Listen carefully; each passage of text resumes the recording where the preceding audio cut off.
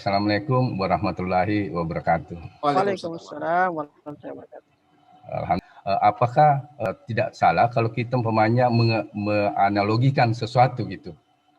Seperti gini, kita bayangkan kalau naik pesawat, itu kan satu pilotnya. Bayangkan kalau ada dua pilotnya, maka ada mau mendarat, ada yang mau take off. Kalau itu berselisih, akan bermasalah pilotnya. Nah, kita logikan kepada sistem alam jagat raya ini, katakanlah tadi ada yang mau menenggelamkan matahari, ada yang memunculkan matahari.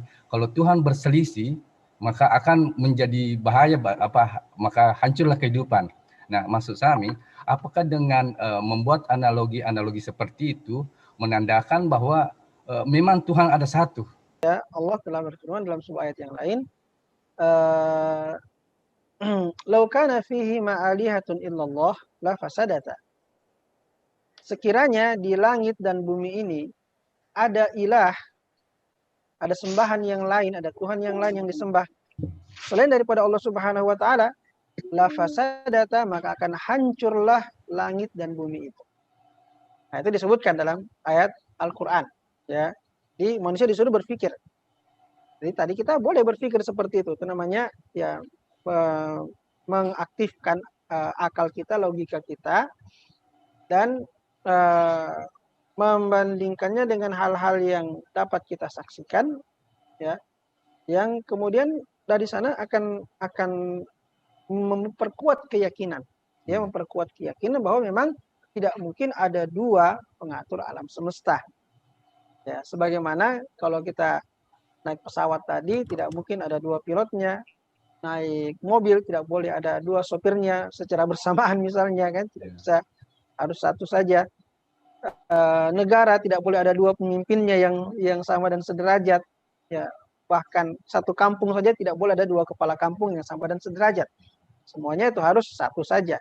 Itu secara logika memang harus kita boleh kita jadikan sebagai sebuah penjelasan, ya, karena dalam Al-Quran juga Allah banyak menggunakan penjelasan-penjelasan yang membuat manusia berpikir, ya, manusia diajak berpikir seperti ayat tadi, ya.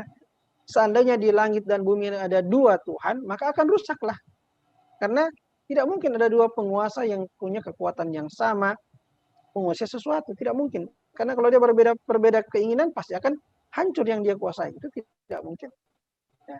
Allah mengatakan juga dalam ayat yang lain tentang ketika orang disuruh berpikir tentang keberadaannya, am khuliqu min ghairi syai'in am humul khaliqun, apakah mereka tidak diciptakan dari sesuatu ataukah mereka yang menciptakan diri mereka sendiri. Itu juga Allah suruh berpikir manusia yang tidak percaya dengan Tuhan, yang ateis, disuruh berpikir. Allah katakan am khuliqu min ghairi syai'in, apakah mereka tidak diciptakan dari sesuatu. Oh iya kah? Apakah mereka itu ada dengan sendirinya begitu, ya. Am humul khaliqun, ataukah mereka menciptakan dirinya? Kan dua-dua tidak mungkin. Ya, secara logika kan keberadaan kita kan cuma tiga kemungkinannya.